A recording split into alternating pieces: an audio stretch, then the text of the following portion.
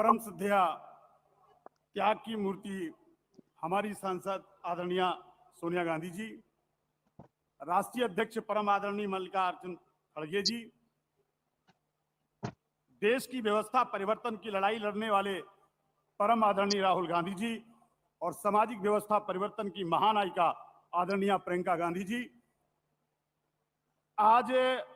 पूरे देश में व्यवस्था परिवर्तन की जो लड़ाई कांग्रेस ने जो देश में दिखाने का काम किया है, मैं उत्तर प्रदेश पे होने के नाते में ये बात कहने के लिए आया हूं कि राजनीतिक व्यवस्था परिवर्तन चूंकि आपने किया है, आपने विरासत दी है। आज दलितों और पिछड़ों आदिवासियों को अगर इस देश में संविधान बनाने का मौका परम पूज्य बाबा साहब अम्बेडकर को और मौलाना आजाद और तमाम लोगों को देने का मौका आपने दिया, तो एक ऐसा खूबसूरत संविधान बना और उसके बाद विरासत के रूप में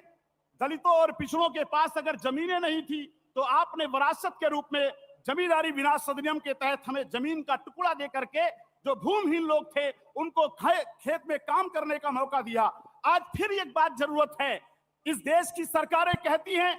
और हम उनसे ये कहना चाहते हैं कि दया नहीं अधिकार चाहिए और भारत को संविधान का राज चाहिए। हमको दया के नाम पर केवल जो 2000 रुपए या छुच्छा गैस सिलेंडर देने का काम किया जा रहा है, इससे हम आगे नहीं बढ़ सकते हैं। हमें राहुल गांधी जैसा नेतृत्व चाहिए जिससे कोई अनुसूचित जाति का, आदिवासी का कोई बेटा अगर कोई फैक्ट्री चलाना चाहता है तो उसको बैंक से अगर पूंजी नहीं मिलेगी, उसे जमीन खरीद करके नहीं दी जाएगी और उसके बनाए हुए सामान को नहीं खरीदा जाएगा, तो इस देश में केवल अनुसूचित जाति के लोगों को केवल वोटर के रूप में देखा जा रहा है। इसलिए ये लड़ाई देश के करोड़ों लोग चाहते हैं कि आपके नेतृत्व में लड़ी जाए। इसलिए हम इस बात को ये भी कहना चाहते हैं, इस देश में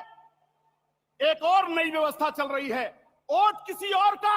और नोट किसी और का। अगर इस देश में ये चलेगा कि नोट हम उद्योगपतियों से लेंगे और वोट इस देश के किसान और मजदूरों से लेकर के अगर इस देश में ऐसी सरकार चलाएंगे तो निश्चित तौर पर ये एक ऐसी सरकार होगी जो पूंजीपतियों की सरकार होगी। इसलिए हम कांग्रेस के नेतृत्व के लोगों से कहना चाहते हैं, इस देश में एक ऐसी व्यवस्था होनी चाहिए, अगर इस देश में वोट लिया जाता है इस देश के दलितों से, पिछड़ों से, गरीबों से, मुसलमानों से, किसानों से, मजदूरों से, और नोट अगर उद्योगपतियों से लिया जाएगा तो ये जो कॉम्बिनेशन चल रहा है ये देश का मॉडल ऐसा मॉडल है जो देश को और गरीब बना रहा है। इसलिए हम आपसे कहना चाहते हैं, वोट उसी का और नोट उसी का, और ये पार्टी जब इस देश में लागू होगी, वरना जो लोग वोट देते हैं उनकी इस देश में कोई कीमत नहीं रह गई है, वो केवल वोटर के रूप में रहते हैं। इसलिए हम आप पर आशा भरी निगाहों से देखते हैं। जब हमको मारा गया आपने अनुसूचित जाति जनजाति अत्याचार निवारण अधिनियम लागू किया जिससे हमको सुरक्षा मिली है।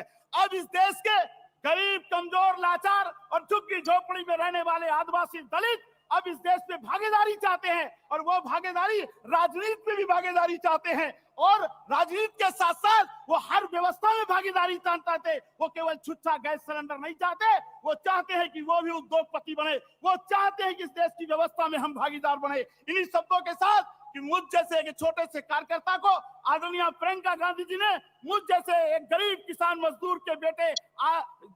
अनुसूचित जाति की उपजाति पासी बिरादरी के बेटे को उत्तर प्रदेश में काम करने का मौका मिला और इतने मौके में मुझे चुनाव भी लड़ाने का मौका दिया। इसलिए मैं पूरी कांग्रेस को और आदरणीय प्रियंका गांधी जी को मैं साधुवाद देते हुए धन्यवाद देता हूं और मैं इसका समर्थन करता हूं कि उत्तर प्रदेश में ही नहीं पूरे देश में अनुसूचित जाति, पिछड़ी जाति और आदिवासियों को संगठन में और हर जगह पर उनको भागीदारी सुनिश्चित की जाए। वो केवल वोटर न रह जाएं, वो कैसे ऐसे डेलीगेट न रह जाएं, केवल उनकी गिनती न कराई जाए, बल्कि वो ऐसे हो जो अपने अधिकारों के लिए लड़ना जानते हो, अपने अधिकारों को दिलाना चाहते हो और अपने समाज की भागीदारी को सुनिश्चित करते हो। बहुत बहुत धन्यवाद। जय हिंद, जय कांग्रेस।